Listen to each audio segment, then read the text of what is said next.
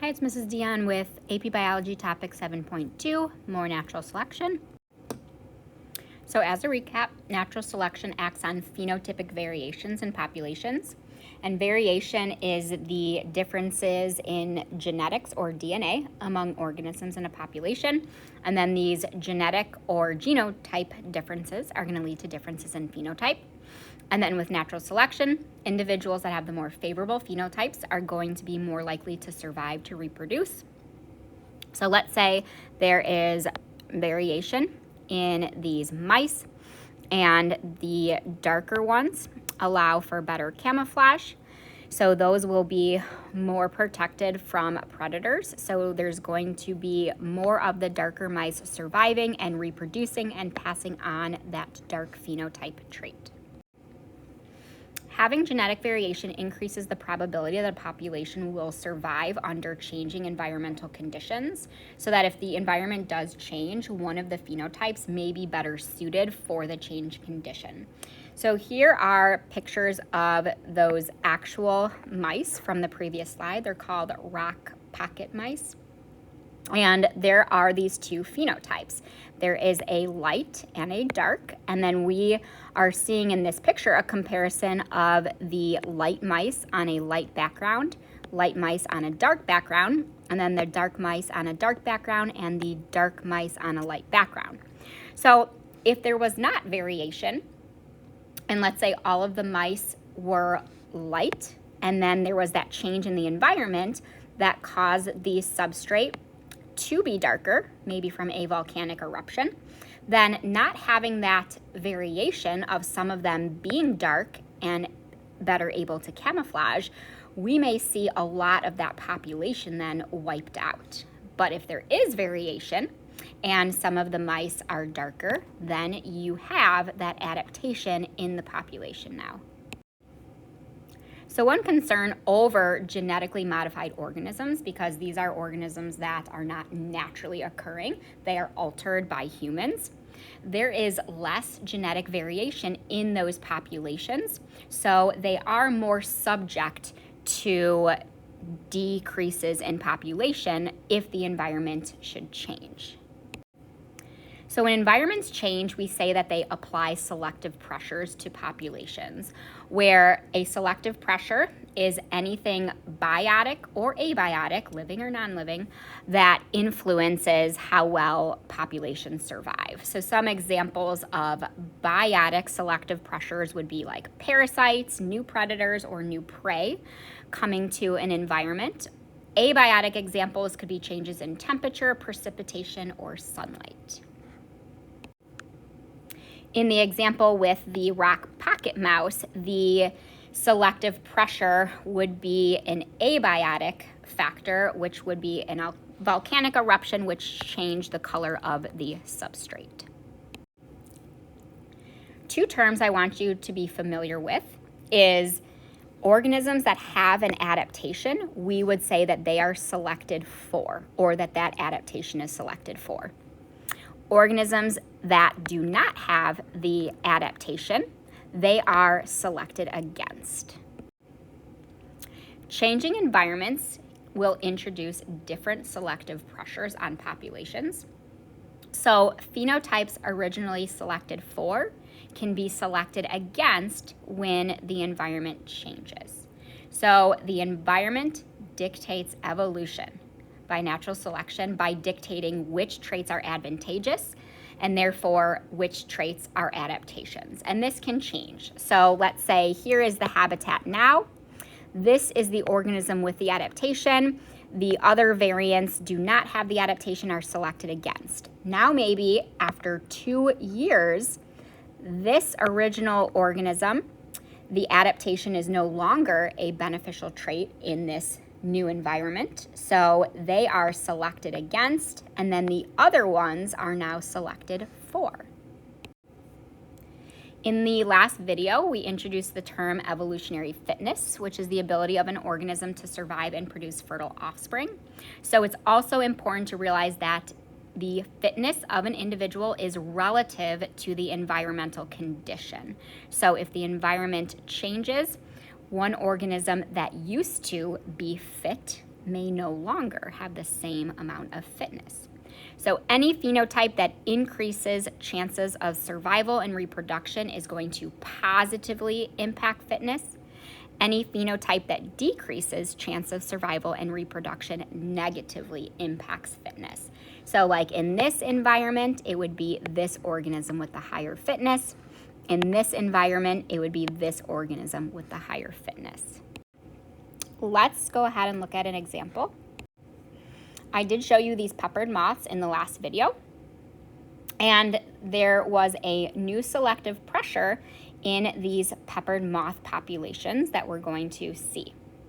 So in England, we had variation in peppered moth color where some of them were lighter and some of them were darker. Variation has to be present before the new selective pressure if natural selection is going to act, and that is because organisms cannot willingly change their genetic traits. After the Industrial Revolution, soot from coal-burning factories and homes covered many of the trees that these peppered moths often landed on. That is what is represented with this darker background here. This introduced a new selective pressure, and so this increased the fitness of the dark colored moths because they had better camouflage. Again, that variation had to already be there because it's not like all of a sudden there was a change in the environment and the trees got darker and so these light colored moths were able to change to dark colored. No, that variation of some moths being dark and some light colored had to be there already. So as a result of this new selective pressure, darker colored moths were well camouflaged and more likely to survive to reproduce. And we could say that the light colored were selected against. So now over time, the dark colored phenotype became more common within this population of moths. So we could say that the dark color that was already present in the population was selected for, and the light color was selected against. This part of the diagram you can actually ignore because that is how the trees used to look without the soot. After the Clean Air Act was passed, the lighter color phenotype became more common once again because now the trees looked more like this. So now the lighter colored moths had the adaptation now. So these were selected for, these were selected against. These had better camouflage, so they survived more frequently, which means that they reproduced and passed that lighter color trait down to their offspring. So a change in the environment changes the selective pressure, which is going to change which phenotype is selected for and which phenotype is selected against. Let's look at another example. DDT resistance significantly increases the fitness of insect populations. DDT was a commonly used insecticide to combat insect-borne diseases, but it was later banned in the United States in 1972 because they found that it was actually moving up the food chain and damaging the shells of predatory birds. DDT is still used in some countries to combat malaria, which spreads through mosquitoes. So the presence of DDT in these environments, that is the selective pressure. Due to natural variation in populations, some individual insects were resistant to DDT. So we can see that if this is the population of insects, some of them have this resistance gene. Again, the DDT resistant trait had to be present in the population before the DDT was introduced because organisms cannot willingly change their DNA to have this advantageous trait. So the resistant individuals are not killed by the DDT. They survive and they reproduce to pass on this resistance to their offspring. DDT resistance, it's an adaptation, which means that is an inherited trait. It's coded for by the DNA, and that's going to increase the survival and reproductive success of organisms.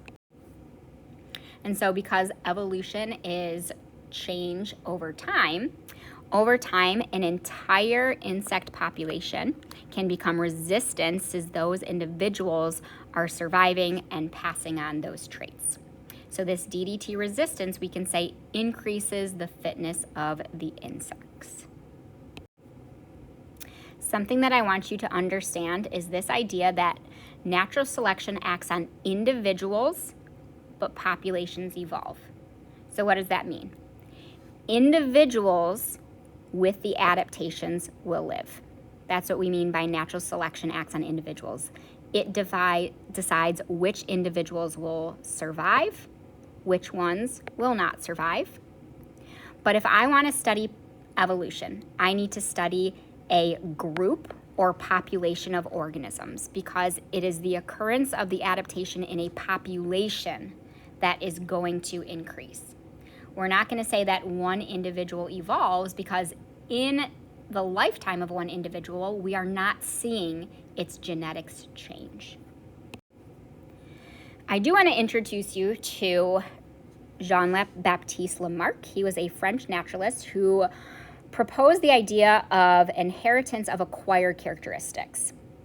This is how he explained evolution. So he said for giraffes, for example, that there was this original short-necked ancestor that stretched its neck to reach leaves higher on the trees. So this was an acquired characteristic that within the giraffe's lifetime, it stretched its neck. And then it was able to pass that stretched out neck to its offspring. And then those offspring stretched their necks more and then passed down that stretched neck to their offspring until we saw giraffes get longer and longer necks. Well, once we understood how DNA works, we know that he was incorrect, because even if an organism does acquire a trait within its lifetime, that trait is not going to be something coded in the DNA that can be passed down to the offspring. Even if I acquire a mutation, let's say that is going to have someone develop cancer, if that change in the DNA is not in the DNA of egg or sperm, it cannot contribute to the next generation anyway. So I'm pointing him out because a lot of people default to describing evolution like him, but it's just not biologically possible.